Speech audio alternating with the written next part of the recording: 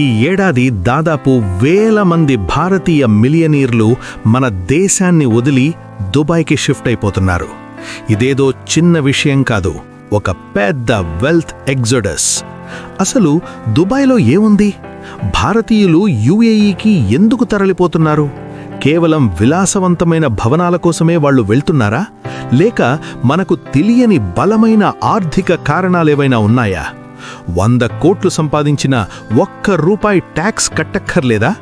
ఈరోజు ఈ వీడియోలో దుబాయ్ లైఫ్ మరియు ట్యాక్స్ సీక్రెట్స్ గురించి కళ్ళు చెదిరే వాస్తవాలను తెలుసుకుందాం. దుబాయ్ అనగానే అందరికీ గుర్తొచ్చేది నో ట్యాక్స్. కానీ దీని వెనక ఉన్న అసలు లెక్క వేరు. మీరు ఉద్యోగం చేసినా, ట్రేడింగ్ చేసినా వచ్చే ఆదాయం మీద పర్సనల్ ఇన్కమ్ ట్యాక్స్ 0.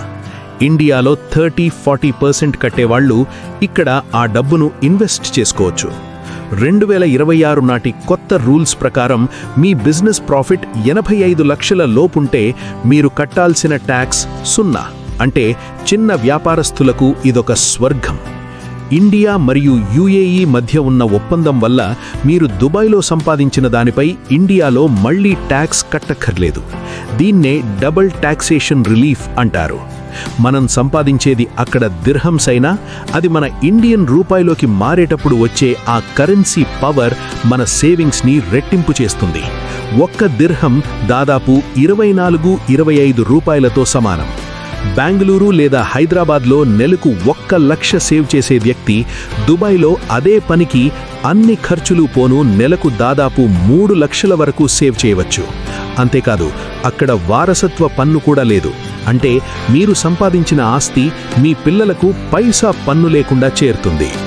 దుబాయ్లో పనిచేసేవారికి మరో అడ్వాంటేజ్ ఏంటంటే అక్కడ వీకెండ్స్. అక్కడ చాలా ఆఫీసుల్లో శుక్రవారం మధ్యాహ్నం నుండే సెలవు మొదలవుతుంది. అంటే పనితో పాటు లైఫ్ ఎంజాయ్ చేయడానికి కూడా అక్కడ ప్రాముఖ్యత ఇస్తారు. అక్కడ హాస్పిటల్స్ మరియు స్కూల్స్ ప్రపంచ స్థాయి ప్రమాణాలతో ఉంటాయి. అత్యాధునిక టెక్నాలజీతో కూడిన వైద్య సదుపాయాలు అక్కడ అందుబాటులో ఉంటాయి. ఇండస్ట్రియల్ పొల్యూషన్ చాలా తక్కువ. నగరం ఎప్పుడూ శుభ్రంగా ఉంటుంది. దుబాయ్ మున్సిపాలిటీ ఆహార నాణ్యత విషయంలో చాలా సీరియస్గా ఉంటుంది. హోటళ్లలో చిన్న తక్కు దొరికినా భారీ జరిమానాలు విధిస్తారు. ప్రపంచంలోని అన్ని బ్రాండ్లు అక్కడ లభిస్తాయి. ఇండియా నుండి వచ్చే కూరగాయలు, పండ్లు కూడా చాలా ఫ్రెష్గా మరియు క్వాలిటీ చెక్ అయ్యి అక్కడ అమ్ముతారు.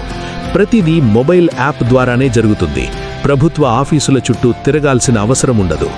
దుబాయ్లో మీరు కట్టే ప్రతి పైసాకి తగ్గట్టుగా మీకు ప్రపంచ స్థాయి క్వాలిటీ లైఫ్ లభిస్తుంది. భారతీయులు దుబాయ్ను ఇష్టపడటానికి మరో ప్రధాన కారణం సేఫ్టీ. మీరు మీ ఐఫోన్నో లేక కారులో బంగారం ఉన్న బ్యాగ్నో మర్చిపోయి వదిలేసినా అది మళ్లీ మీకు దక్కేంత కఠినమైన చట్టాలు అక్కడ ఉంటాయి. ఆడవారు అర్ధరాత్రి కూడా ఎటువంటి భయం లేకుండా తిరగగలిగే ప్రపంచంలోని అతి కొద్ది నగరాల్లో దుబాయ్ ఒకటి. అక్కడ క్రైమ్ రేట్ దాదాపు 0. గతంలో వీసా అంటే భయపడేవాళ్లు. కానీ ఇప్పుడు దుబాయ్ గోల్డెన్ వీసాతో రెడ్ కార్పెట్ వేస్తోంది. కేవలం రియల్ ఎస్టేట్లో ఇన్వెస్ట్ చేసేవారికే కాదు, నర్సులు, టీచర్లు మరియు కాంటెంట్ క్రియేటర్లకి కూడా 10 ఏళ్ల లాంగ్ టర్మ్ వీసా ఇస్తున్నారు. దుబాయ్ 2040 ప్లాన్ ప్రకారం ఈ నగరాన్ని 20 మినిట్స్ సిటీగా మారుస్తున్నారు. అంటే మీరు ఉండే చోటి నుండి కేవలం 20 నిమిషాల నడక లేదా సైకిల్ ప్రయాణంతో మీ నిత్యవసరాలు, ఆఫీసు, పార్కులు అన్నీ యాక్సెస్ చేయవచ్చు. ట్రాఫిక్ కష్టాలు లేని అద్భుతమైన లైఫ్ స్టైల్ ఇది. నమ్మశక్యంగా లేకపోయినా ఇది నిజం. దుబాయ్లో ఫ్లయింగ్ టాక్సీలు అందుబాటులోకి రాబోతున్నాయి. ఒక చోటు నుండి మరో చోటికి నిమిషాల్లో గాలిలో ప్రయాణించవచ్చు.